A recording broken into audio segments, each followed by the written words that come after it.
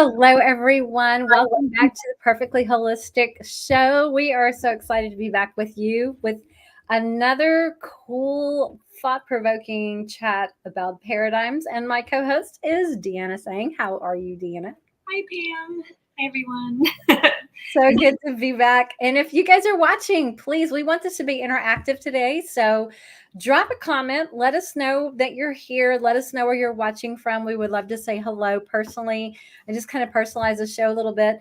And then as we kind of go through the show topic, we want you to drop comments in and let us know if what we're talking about resonates with you.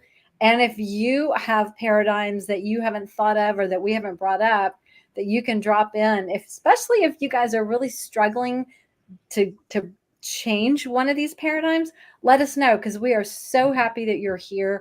And when we support each other and we learn how to do better, we can all do better, right? So thank you. And hey, Nicole, nice to see you. I haven't seen your name in so long.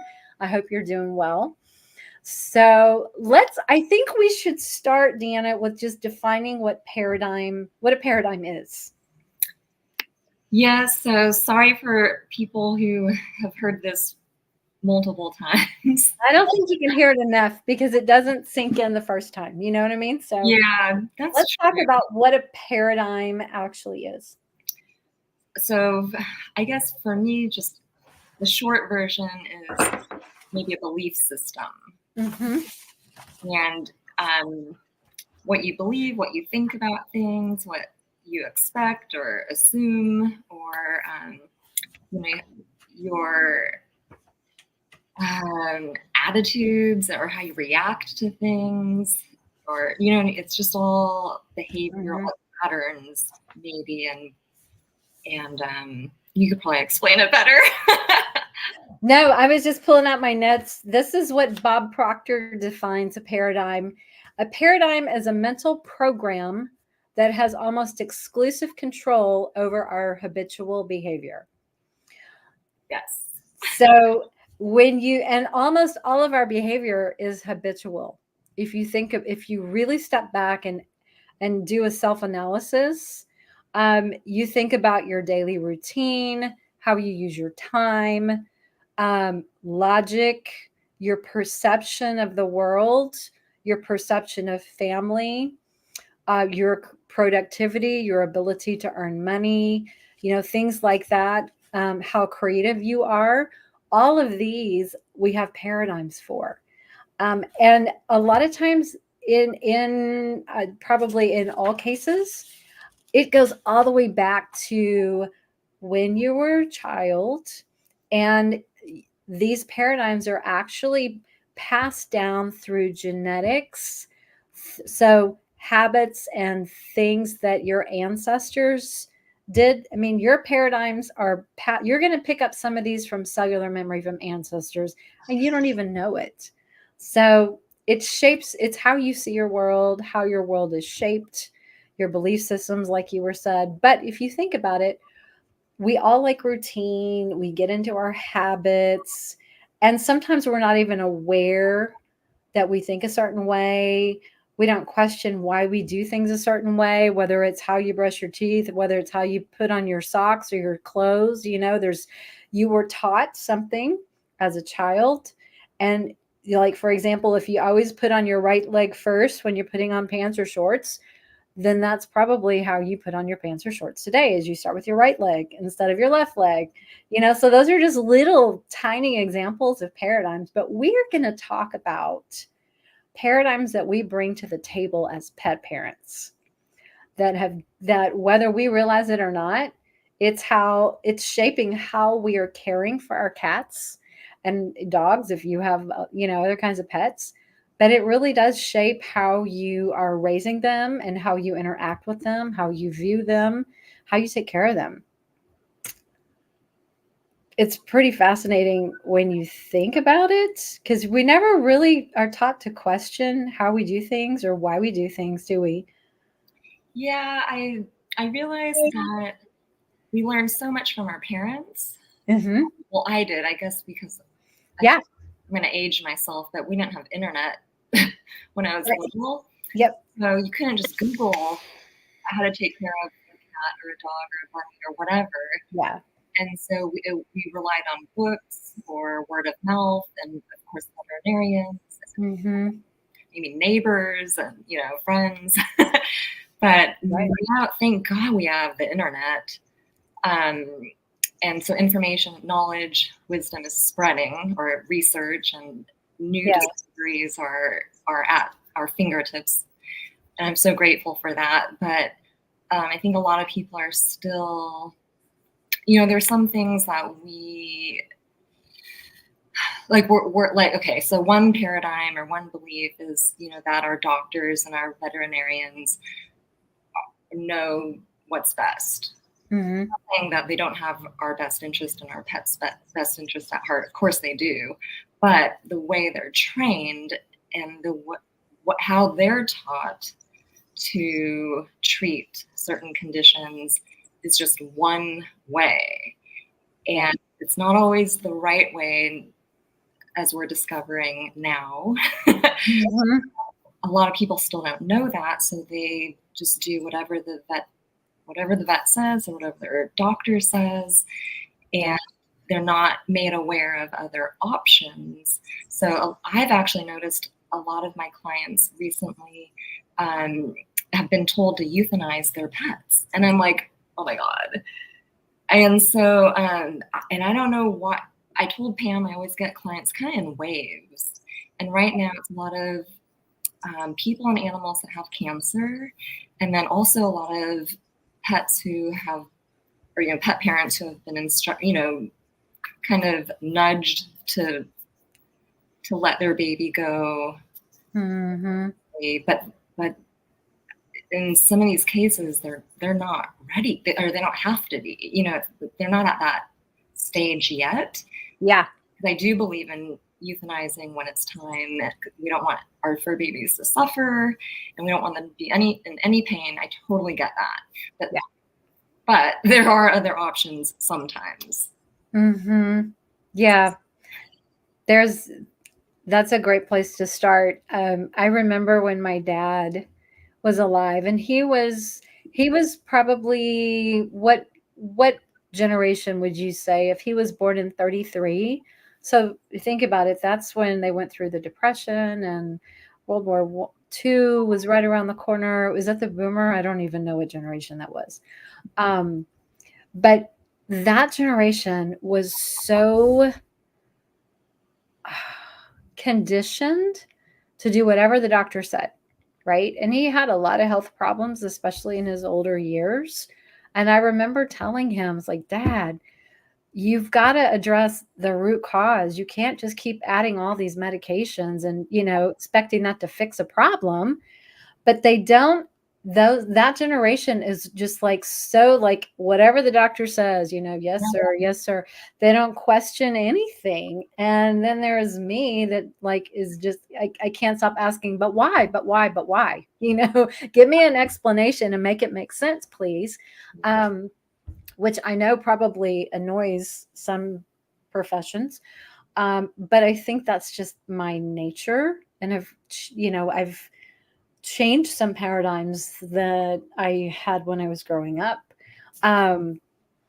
But do you find that with your parents as well? Like, Yes. They just don't even question. I was like, well, my doctor said I need to take blah, blah, blah, blah, blah. And Yes, exactly. well, how many pills is that? And do they interact and do you need all that? Do you, why don't you try addressing your weight problem instead of taking another blood pressure pill or a, diabetes medicine or whatever? Why don't you work on your nutrition? Why don't you work on your diet? So, I mean, they just want to take a pill. I don't know where that line of thinking came from, if it was from the media, through that generation, you know what I'm saying? Commercials, whatever. We have to admit that that's very influential on how people view their health and what they're going to do about it, whatever whatever ails them. But one of we came up with a lot of potential topics in terms of paradigms in terms of pet parenting. And we thought it would be kind of fun to start going through our list. And if you guys find yourself going, oh yeah, I did that too, we want to know. It's like, is it just us? Because I talk to a lot of people, and I read a lot of comments on social media, people that are struggling with whatever their cat is struggling with, right? And I see, especially the people who are newer to the holistic community, the holistic health side of things, I see a lot of old paradigms that they are having trouble disconnecting from to jump over into a more holistic approach. So, Deanna, what's the first one that we wanted to talk about? Let's just jump in. I think we should. Let us know what you think. Well, Nicole, do you have any do you have any preferences? I'm thinking food, maybe food. Yeah. Okay. So think about, you have a bunny rabbit. Did you have any pets growing up? Yes, I had all kinds. I had a golden retriever. I had hamsters, fish, birds, the parakeets, cockatoos, hermit crab, a bunch of different things. And I'm still feeling guilty about how we raised the bunny rabbit. Who did not live very long because we did everything wrong. We didn't know. My parents didn't know. We thought you were supposed to feed them carrots, lettuce, maybe stick them in a hutch in the backyard, which is what my dad built. And I think they came from books, and probably like fiction, fictional books. Bugs Bunny? Yes. Yes. And so I learned many years later, maybe like 8 years ago, that you're not supposed to feed bunnies iceberg lettuce. It could kill them. And then they're only supposed to get a teaspoon of something sweet per day. And carrots are considered something sweet. But we give them like whole carrots and whole lettuce and everything. I'm like, oh my God. So we did everything wrong. He didn't live very long. And so I have all this guilt. So I'm doing everything, spoiling my bunny now because I want to do it the right way. And thank God there's information for cats and dogs and any kind of animal. Yeah. But you opened my eyes to the dry food for cats. Oh yeah. I mean, in my household when we were growing up, there was just a bowl of Purina cat chow. And I remember as a kid, I would follow my cats. It was my dad's cat. I mean, her name was Muffin. And I was probably, I don't know, 5 years old. I was really young. But I remember following her around, and I would like take a piece of her kibble and I would try, and it was really gross. But I think all kids probably do that. So of course, as we grow up in that home and our cats are eating dry cat food from the grocery store, and maybe as I think as we got older, I think he fed them maybe a little bit of canned food every now and then. I don't even think it was very often, quite honestly. And it was from the grocery store, so it's not high quality. So of course, when I was old enough and on my own, I just thought, well, okay, I just go buy some Purina cat chow. Yeah. I didn't know any better, right? Because that's what I saw. So I did what I saw my parents do. So that was the paradigm that was created in terms of the realm of food and what a cat's supposed to eat. And Nicole just said something too. She says, every single day at work, I blow at least one pet parent's mind telling how cats and dogs should be eating a fresh, raw diet and not kibble. Right. I know. And they look at you like you have three eyes, right? They're like, what? No kibble? What do you mean? What about their teeth? What about the tartar of their teeth? Don't they have to have that crunchy stuff? So, I mean, let's face it, our parents fell for marketing or whatever they saw, on TV or whatever their vet said at the time. And so that's what we ended up doing, is the same thing. Yeah. So I did that. And then, I tell people all the time, I've done everything wrong. I have no judgment on anybody because I did everything wrong. But I learned. But I thought for a while, if I just feed the high quality, more expensive dry food, that's better than the grocery store food. No, No, it does the same damage as the cheap dry food. At the end of the day, it's still dry food, um, which puts our cats in a constant state of dehydration. It stresses their kidneys. They get urinary issues, and it's not nutritious for them. And it leads to so many problems metabolically and health wise. So that was a big aha moment. Um, and I remember learning about raw feeding and fresh food years ago when it was still kind of relatively new and people didn't know as much about it as they do today. And so I was learning, but I was still kind of dabbling in some of the dry foods. And it took me losing 3 cats to kidney disease before I actually came home and threw the rest of the kibble in the trash and never went back. So, I mean, that was a big paradigm shift for me, but it took losing another cat, like 1 and 2 wasn't enough. It took me 3 times. Okay. But that was a paradigm shift until it like hit me, the guilt like you were experiencing with your bunny. It's like, what the hell am I doing to my animals? I know better. Why am I not doing better? And that's part of the challenge of changing a paradigm. It's like, better. You've read it, you've heard it, you've learned about it. I know I need to be feeding fresh food. I know I need to be feeding, at least a wet food diet for my cat, but I still keep going back and doing the old thing again until it's something, typically it's a tragic thing, or it's like something that really shakes you up, shakes your world, and you're like, oh my gosh, I've got to stop this. So that's one of the telltales of a paradigm. It's like, you can do better and you should do better, but you don't do better. You don't make the other decisions, even though you know that they're there and you can, but you don't. So that's part of the whole paradigm struggle. Okay, so Deanna, what's the next one? What's the next paradigm that we struggle with? Wait, maybe explain why dry food. Well, in case there's anyone that doesn't know. Yeah, well, dry food, like I said, it always puts your cat in a constant state of dehydration because it overworks the kidneys. And so you get kidney failure, which is the number one, probably one of the biggest reasons that cats die. Okay, it's kidney failure, chronic kidney disease. Is that does their lack of don't cats not drink that much water? So does Right. Right. They're evolved as desert creatures. So by nature, they just don't drink a lot of water, period. So when they are eating a dry food diet, they are constantly thirsty. So they will drink more water, but they can never get enough water to satisfy their biological needs because cats don't absorb they don't their tongue can only, it's like dipping a little, your finger into water and just taking the drop. Their tongue doesn't really have the ability to pull up enough water.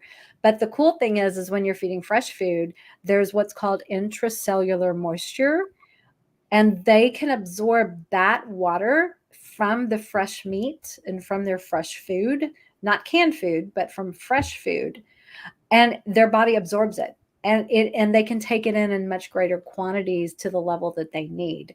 um, the other problem with the kibble is that it's metabolized as sugar, and so cats, Nicole's right, they're strict carnivores. They don't need the carbohydrates that are in the dry food, so therefore they're not getting the nourishment they want because the protein ratio and the carb ratio are way out of balance. So there's way too many carbs for their body to digest. So that's why we don't want to feed dry food. Are carbs the same as fillers? I've heard they put fillers in. Well, they use things like sawdust, which is powdered cellulose. That's what powdered cellulose is. It's sawdust. That's a filler. Oh, They can use like rice hulls, things like that as cheap fillers. And you're going to see that more in your lower quality dry foods from the grocery store. But carbohydrates could be, potatoes, sweet potatoes, legumes, corn, wheat, soybeans, anything soy, um, lentils, chickpeas. I mean, anything that's a carbohydrate. If it's not meat, it's a carbohydrate or it's a vitamin or mineral. It's going to fall in one of those categories, or fat. So yeah. And then the carbs turn into sugar, and then cats, are they not really even supposed to have carbs? No, they have no need for carbohydrates. They don't get their energy from carbs. They get it from the protein. Yeah. So like in the wild, a cat would eat a prey, like let's just say it's a bunny or a mouse or something, and those little animals do eat a lot of like they're herbivore, so they eat some grasses and things like that. And so if the cat in the wild eats the prey, they're going to take in the contents of the stomach, whatever the animal it is that they're eating. And they may nibble on some grass and some, things like that, but they don't have a biological need for potatoes and sweet potatoes and rice and corn and, things like that. They do have a need for fiber. And that's different because we're talking a very small amount, like, half a teaspoon a day, maybe, of fiber to feed their gut flora. But it's not an energy source for them. It's more of a food source for their microflora. Got it. Yeah. And then that brings us to water. Yes, water. Oh my gosh, how many of us used to feed their cats tap water and just replace? I mean, hello. This years ago, not now, but I wouldn't even wash the bowls all the time. I would just dump it out and refill it up with tap water. And I don't know if you guys have done an inquiry or searched online to see your water quality where you live. But have you ever looked into it yourself? I'm scared. Okay. So if you go to Environmental Working Group's website, ewg.org, they actually have a place on their website where you can put in your zip code and check your municipality's water. They test it and to see, what's in it. And some of these municipalities, they'll say, oh, it's safe to drink because it's, they allow certain levels of heavy metals and chemicals and things in the water supply. But a lot of times these are way over what's really safe. So when you think about how unpure the water is coming from tap, when you look at it on a list of all the stuff that's in your water, it will scare you. And it really will. I'm going to say this. I have a family member that has a water purification, a reverse osmosis system in their kitchen. And I was at their house and they were feeding the cats and replacing the water. And instead of pulling the water from the RO system, tap. I'm like, what are you doing? You have an RO system. Don't use the freaking tap water. Again, paradigm. We just don't think like, okay, I wouldn't drink that. I don't want my cat to drink that. I have one of those reverse osmosis machines, and I can't even smell tap water anymore because it smells like chlorine. Yeah, it's just chemicals. And I'm like, this is insane. I can't believe I was drinking that for 45 years or whatever. Yeah. And the fluoride, they put fluoride, which is a very toxic product that should never have been put into water supplies. And cats are especially sensitive to fluoride. So again, we don't want our cats having access to these chemicals and fluoride and things like that. In these days, you have so much glyphosate runoff into the water supply and into like the, what do you call, underground reservoirs or whatever, that cities and municipalities will actually pull their water from. There's so many herbicides and pesticides and glyphosate that's leaching into like the water, subterranean water, I can't remember what you call those, reservoirs or whatever. Help me out, guys. You know what I'm talking about. But that's what they're pulling from, for water supplies and water source. So it's just an awareness, right? And when you realize what we're exposing ourselves and our pets to, it's like, oh, we can do better than that. So that's a paradigm is water. That's one of those paradigms that we're going to talk about. I know that was a lot. So yeah, Sarah says, thank you for that info. I actually have look up what's in my water on my to-do list. I looked up last year, a couple years, I think it was last year sometime, where I live, and I was shocked. And I sent like a link or a screenshot to my landlord, and I said, thank you so much for my RO system. Thank you so much for my RO system. Yeah. So yeah, it will just make you appreciate pure water a whole lot more. Yes. Okay, here's another one, another paradigm. Raise your hand if you would take your cat into the vet every year, or your dog or your bunny or whoever in your household for their annual wellness checkup and vaccines. That was me. Every time I got the silly postcard in the mail, I'm like, oh, it's time to take them back in, load everybody up. And I think we had like 6 cats at the time. What was I thinking? And we'd bring them, they'd all get their vaccines. I'm like, what? I never questioned it. Don't I feel guilty when they came home and they were like sick for 24 hours and all they did was sleep? Yes. But I never questioned it, because that's what you're told you're supposed to do. And so, yeah, that is a paradigm that so many people today still do. And I am not against wellness exams. I think wellness exams are great, once or twice a year, depending on the age of your pet. But do they need to be revaccinated year after year after year? And the answer is no, they don't. And we've actually done some really great shows and interviews with holistic vets on over vaccination on the YouTube channel, on the Purrrfectly Holistic videos. So if you guys want to learn more about that, please go educate yourself on that paradigm, because man, when that paradigm is challenged by watching your animal die in front of you, it will rock your world to the core of your being, and you will never look back.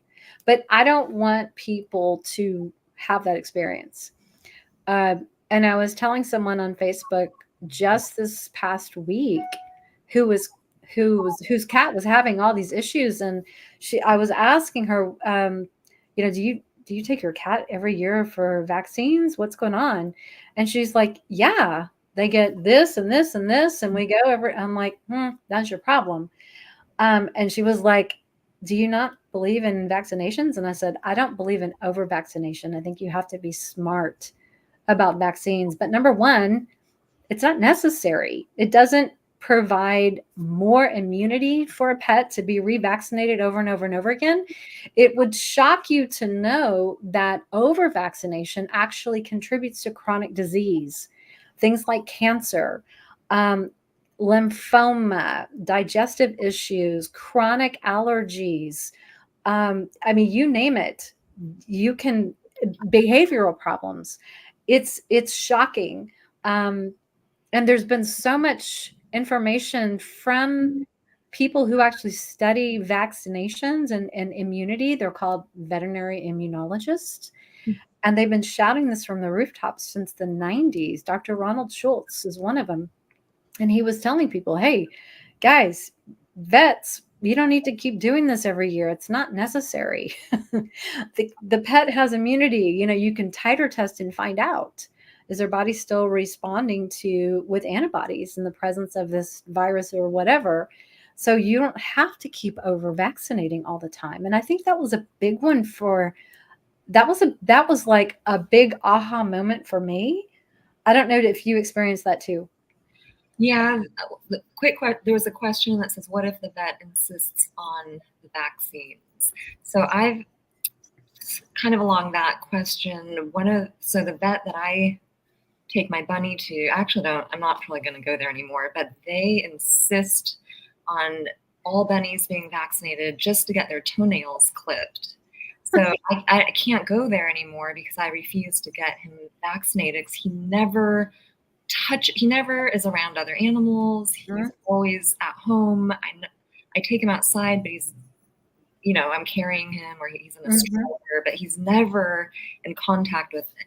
Anyway, so I had to find a nonprofit organization that rescues bunnies. And it's like the only one I could find who does not require my bunny to be vaccinated just to get his toenails clipped. Oh my gosh. So I don't know if you can find a vet that does not insist on it. I know there are probably only so many vets in your area, but I don't know, Pam, what if the vet insists that they get it? Well, legally, the only vaccine that is legally required, and I say that in quotes because it's really lawfare, is the rabies vaccine. The FERCP and all the other vaccines are not legally required. And they don't do your pet any good to keep giving them over and over again. So if you can ask your pet or your vet, ask your pet if you can do titer testing, which is a blood draw to measure the level of antibodies that your pet can show in the presence of a virus that they're vaccinated for. And if if their titer comes back and they're like, yeah, we're strong, we're good, there's no need to revaccinate again. There's an organization called hemopet.org. That's Dr. Jean Dodd's place. I think she's in California. Don't quote me on that. I could be wrong. I think she's on the West Coast somewhere. It's her company, and I know they do titer testing for the FERCP vaccine. They send off the rabies titers to Kansas State University. So if you just want to do a rabies titer, you can contact Kansas State University Veterinary School for that, and you send in a blood sample, and they do a titer test. And again, I would just have a real heart-to-heart with your vet and provide them some information on veterinary immunology from people like Dr. Ronald Schultz that shows how one vaccine can protect most pets for life. I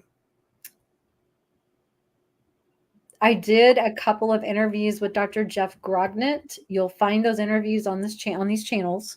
So if you want to go watch those, share them with your vet because he's done the research. He knows what he's talking about. And I've heard this information not just from him, but from multiple integrative and holistic vets.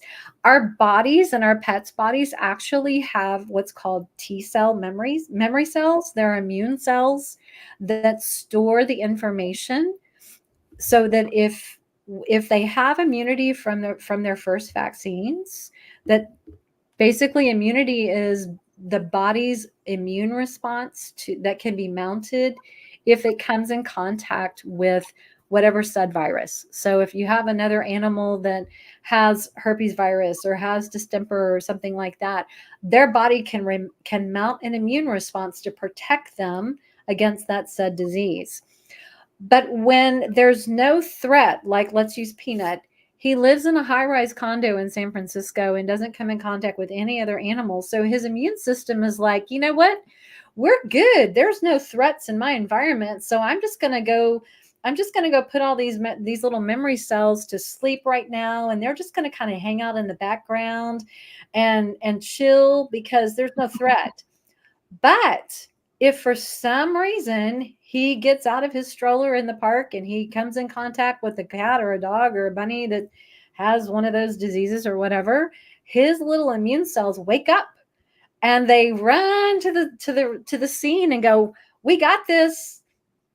So the body has immunity. It's their memory cells. That's how it works. And it happens just like that in our bodies too. So Nicole says, oh yeah, I was one of those people. Now, same pet parent that gets mind blown about diet usually gets my over vaccination talks too.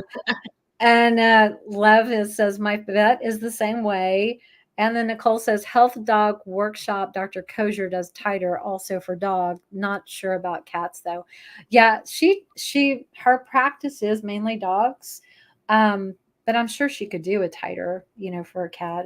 It works the same way. So yeah, you got to be informed and be smart. And if you're not able to get around the whole rabies vaccine thing, then I just tell people all the time, you need to prepare in advance to do some vaccine detox immediately after that vaccine is given.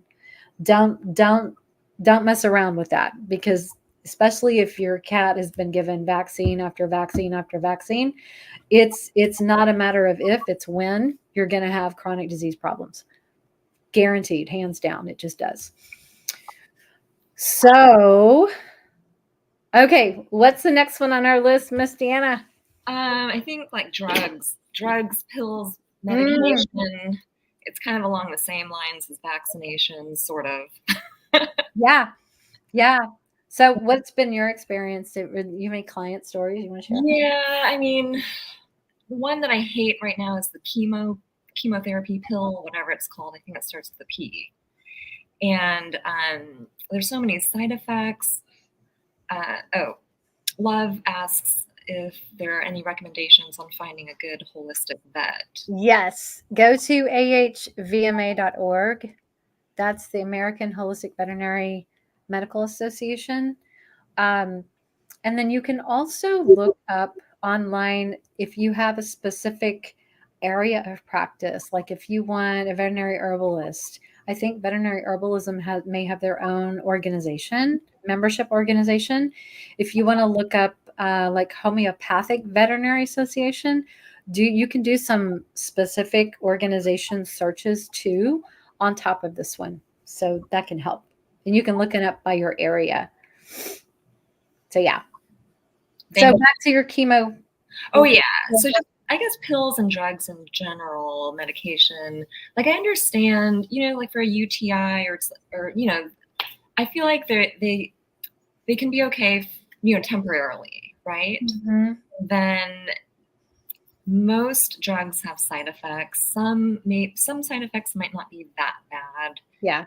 Then others can cause a whole nother issue like cancer or organs failing or all kinds of blood clots or whatever. And so yeah, I think maybe in moderation, give fur babies the medication. But well, what I hear you saying is, instead of just automatically accepting the medication of choice, whatever the vet is recommending, what if, novel idea, we were to ask them, how do we find and address the root cause instead of just putting a Band-Aid on symptoms? yes, because that's all drugs are.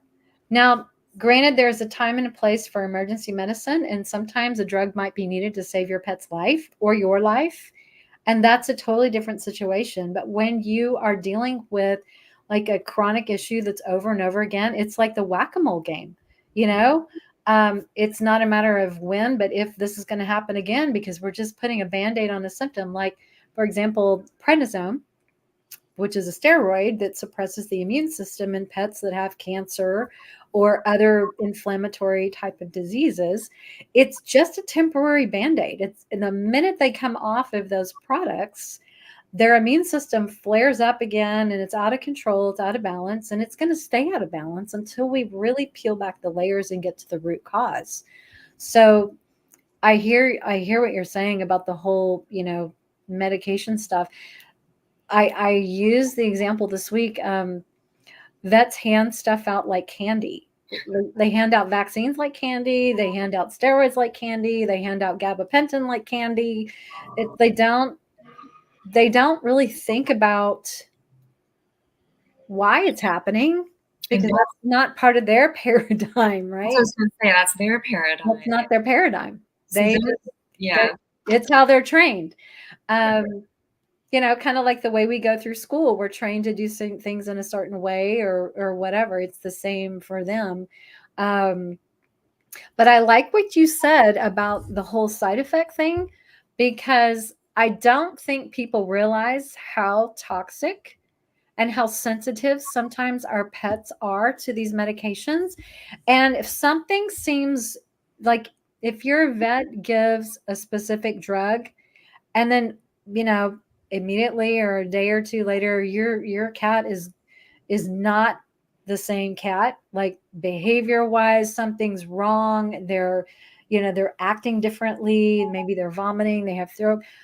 I want you guys to get in the habit of going to look up the side effects of that medication online.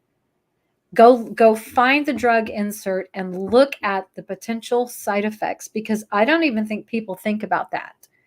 I can't tell you how many times I've talked to people or helped clients who are struggling, you know, stuff. And we find that the symptoms that their cat is having matches what's on the drug insert or the warnings for, you know, these are the possible side effects. And I'm like, you've got to go tell your vet that this is what's happening and it's on the label.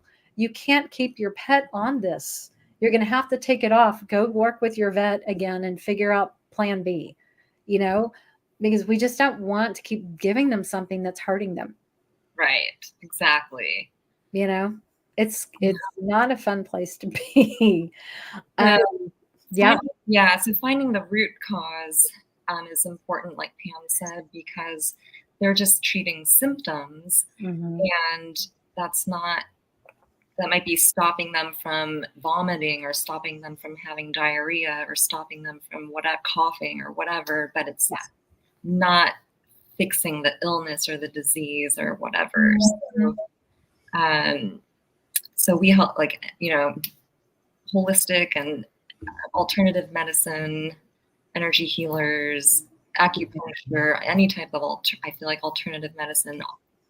I think it all helps. Yes. And I believe in all those modalities. Yes. And I've seen miracles with some of my, you know, with your clients, with my clients. And usually the root cause is emotional and mental, whether it's the fur baby's own history or childhood, you know, before you adopted them, or when, you know, the first so many weeks or months of their life. They retain a lot of those experiences and memories that get stored in their bodies. And just like people, they have to undo, you know, their negative emotions and issues. Sometimes their environment contributes to it, because they're so sensitive to energy, because they vibrate so high that they absorb energy from anyone around them. So it could be your neighbors, it could be your family, it could be your spouse or your partner or you or sibling fur baby, or, you know. 100%. Yeah. So a lot of times I have, this isn't all the time, but I have noticed that a lot of fur babies might reflect things back at their human parents. And because they react to the energy faster than humans. So a lot of times the fur baby will get some type of symptom or even an illness or a disease. And I'm not saying it's the parent's fault, like it's no one's fault. We're all just living our lives and trying to do our best and, you know, wade through different emotions and situations and experiences. And so it's not anyone's fault, but they pick up on, you know, any negative emotions and energy and all of that. And so the sooner I think we can heal ourselves or our environment, I feel like it accelerates their healing as well. So sometimes I feel like I'm healing the fur baby and their human or whoever's around them simultaneously. Like the results are pretty good. So yes, it's amazing. But that's the root problem the root cause. I feel like it's, you know, someone I could say I don't have any cartilage in my knees, and that's why I wasn't able to walk before, and that would be the root cause. Or maybe running would be the root cause. Mm-hmm. No cartilage and not being able to walk or stand up. But really, there were all these negative emotions from work and from a guy I was dating or broke up with. And all of that actually went back kind of to my childhood, to my mom and my relationship with my mom. And it triggered all these emotions and feelings. And they all went to my knees. Mm-hmm. And then once I did energy healing, that probably got me, I would say 90% better. But the last percentage, I had to work through a bunch of emotions and triggers and make changes and put work into healing emotionally and mentally. Mm-hmm. It forces us to change. And the universe, I think, or our guides or our higher selves or whoever, that's what they want. Like they're trying to kind of force us to make changes in our lives for the better. Well, and that circles us back to the whole paradigm. Yeah. The paradigm that we bring forward from our childhood and from our ancestors that was passed down to us. It's all about changing. It's first we have to become aware of the paradigm that we have or that we're in order to decide how we want to change it. And then make a commitment that I'm going to change this and just do.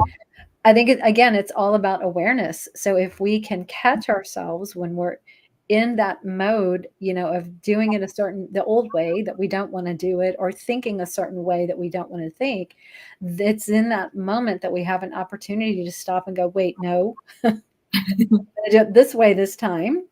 And the more that you can do that over and over and over again, you start to see that paradigm changing, and that old paradigm just disappears. And guess what? It doesn't ever come back. You move out of it. You totally move out of it. You drop it, which is amazing. Yes. It really is. Consistency is key. Yeah, absolutely. Absolutely. Another one of the paradigms that I thought of was like, how many of you used to do this? If you have cats and you wanted to go out of town for the weekend, you just put a bunch of dry food in the bowl and you left. You're like, cats are so, they're fine by themselves. They don't need anybody to come take care of them and all of that. And, I used to do that when I was, college or, that age, before I really thought of them as, oh my gosh, they're my children. I would never leave. If I was a parent, I wouldn't just go out of town and leave a 7-year-old at home by himself to fend for himself. Are you kidding? Not that our cats are 7-year-old children, but they are sentient beings, right? And they do appreciate the interaction. They don't want to be just discarded and viewed as being abandoned or discarded. Just, oh, I'll see you when I see you. So I think it's important to take their feelings into perspective, and how are they going to feel if I just disappear for 4 days and no one comes and checks on them or plays with them or changes their litter, feeds them good food instead of leaving garbage out, that kind of thing. I think again, it's a mindset of how we maybe view things. When there has been a shift, would you agree that we've come so far in society, not just viewing pets as just animals, but family members? Yes. That's a huge thing. If I don't know that 75 years ago, back in the 50s, that people viewed their pets like we view our pets today. I mean, Yes. prime example is how many people buy dog clothes for their dogs. That was not a thing in the 50s or 60s or probably even the 70s, right? That's probably just been in the last 20 years or so. Yeah. Because people start thinking about, this is my child. I mean, my cats are my kids. I don't know about you, but that's how I view them. And so I treat them the way I would want to treat my child. Yes. So And I love Ginger says, she goes, I pay a cat sitter to come twice a day, $100 a day. And the sitter needs to check in daily with pictures. Yes. I have the cat sitter that I just used when I went to Super Zoo in August was like $45 a day, a deal compared to Ginger, poor thing. But yeah, I mean, that's just one of those expenses you just chalk up and go, you know what? They're my kids. I So have to do it. along these lines of them being kids and shifting how we view our pets, I've discovered that they can understand English. Like so I know all of you probably talk to your fur babies all the time. Yeah. They really do understand. And if you can even just take it further and just really talk to them as if they were a person, I've had to explain a lot of situations to some of my clients. Like one of my favorite ones was, this is back when COVID, in 2020, pandemic started.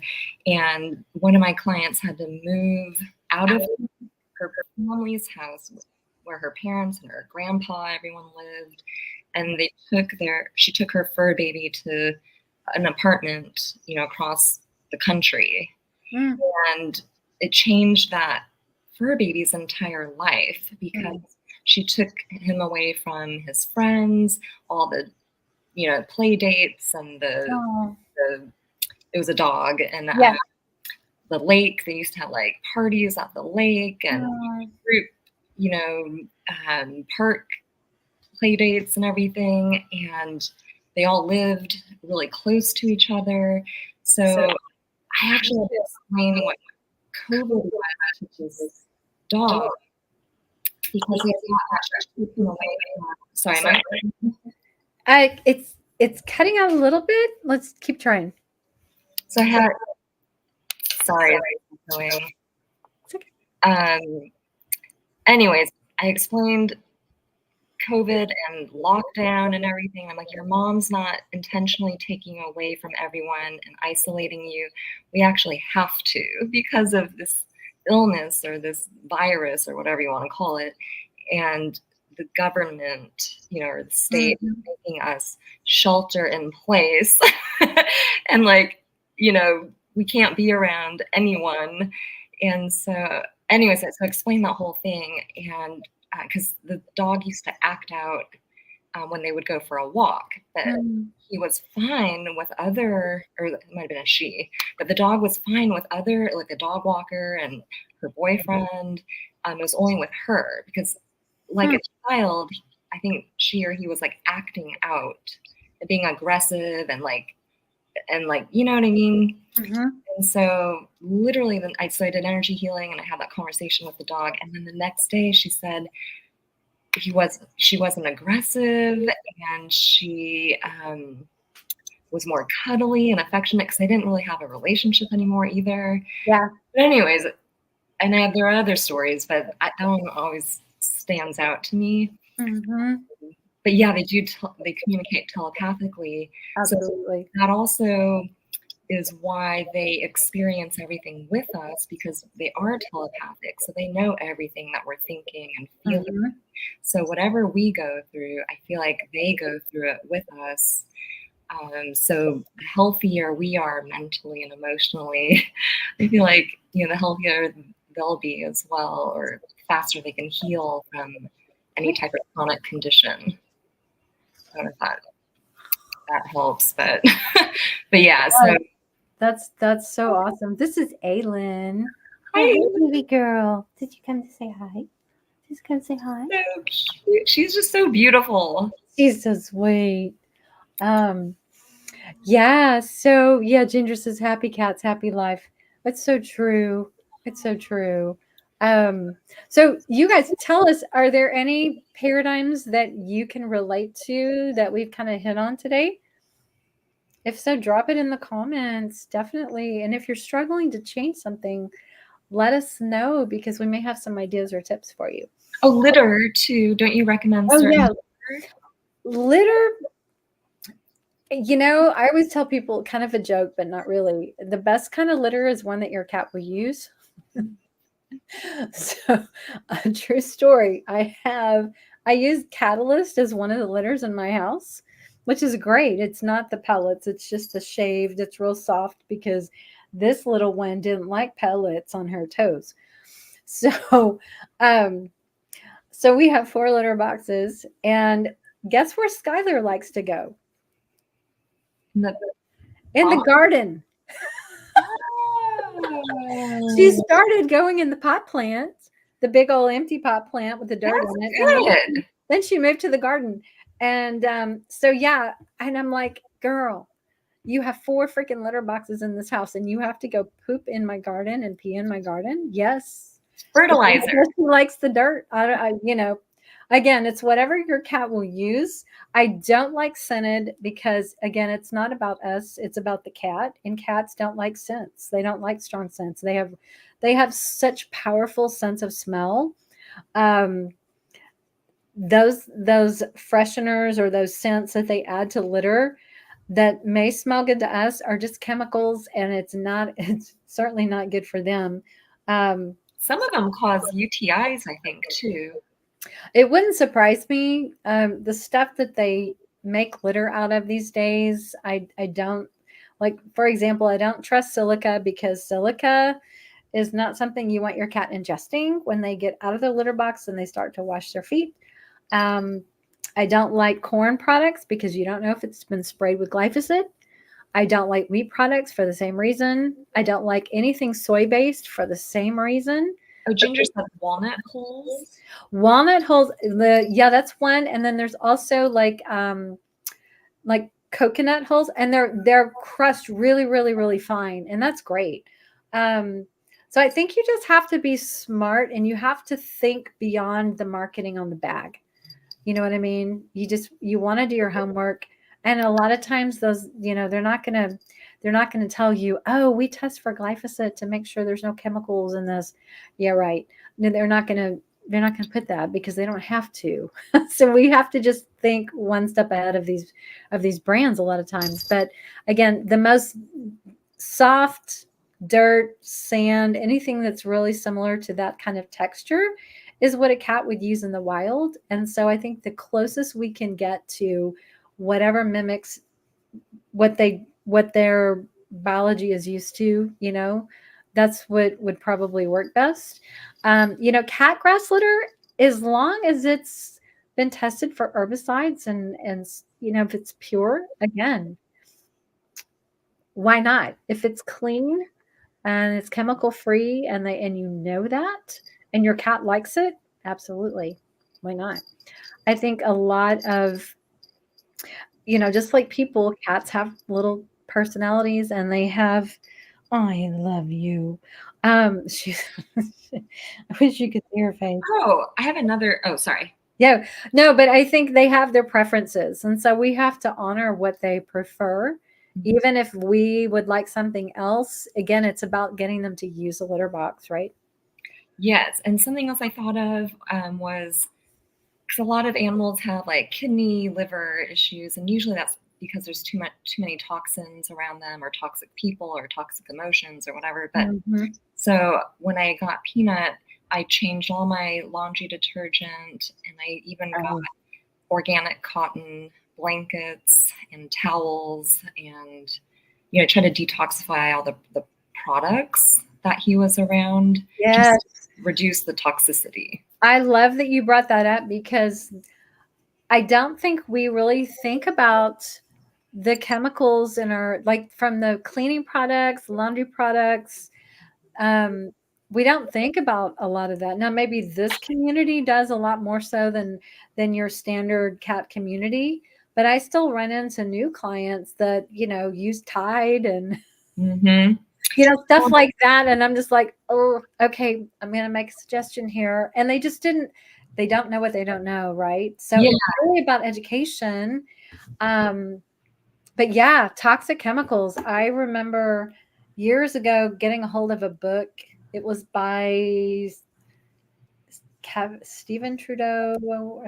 It's Trudeau was his last name. And anyway, he was an investigative journalist, and he was writing something about, what your doctor won't tell you or something. I can't remember the name of it. And he had just a basic generic, like, replace this with this, replace this with this, all the toxic things. And I just went through that book and I'm like, I can do that. I can do that. I can do that. I can do that.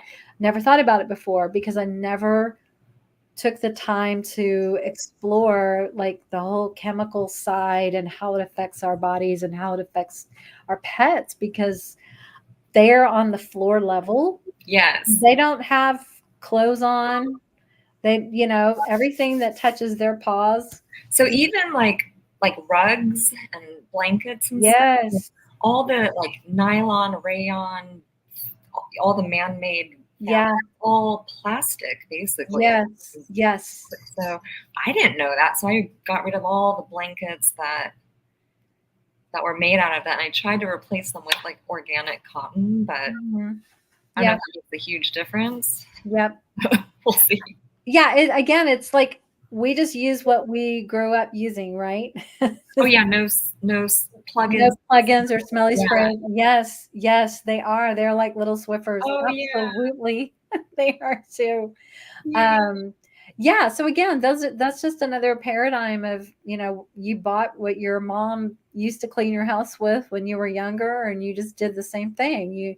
You buy the same food at the grocery store that you grew up eating all the time, or you go to the same restaurants that you grew up going to all the time. It's just part of your routine. And so that's what we're really trying to highlight today. And gosh, I can't believe it's already been an hour. So we'll be wrapping this up. But yeah, we just wanted to challenge you guys to be thinking about the paradigms in your day-to-day life, your beliefs, your thoughts about things, what you buy, where you go, how you do things, belief systems, behaviors, anything like that. Habits, just start thinking about them and think about why you do that and see if it's something that you want to hold on to or if you're ready to let go of. And so, yeah, any last words, Deanna? No, I just think it's interesting how our fur babies kind of teach us a lot, and it's almost not the only way we'll change, but we'll move heaven and earth to keep our fur babies safe and do things to make sure they're healthy, and in turn it's healthy for us too. So I feel like they're kind of doing things to guide us. Little earth angels. Absolutely. Ginger says, I live my life according to my cat's schedules now that I'm retired. I love that so much. Yes, I often joke. I said, I'm just the servant. It's their house, That's what I say too. I'm a servant. Yes, dear, whatever you say. I'm like Peanut's bitch. I just live in his apartment. Yes. Our cats are so spoiled. Our babies are so spoiled. Yes. So we will say good night, everybody. But yeah, so say bye-bye, Aylin.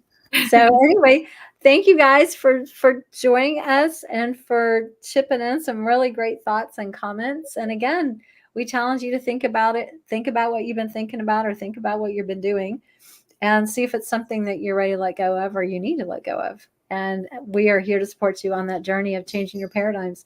So yeah. So anyway, thank you guys. And we hope you guys have a great rest of your week. We love you so much, and we'll see you next time. See you very soon. Thank you. Bye. Bye, guys.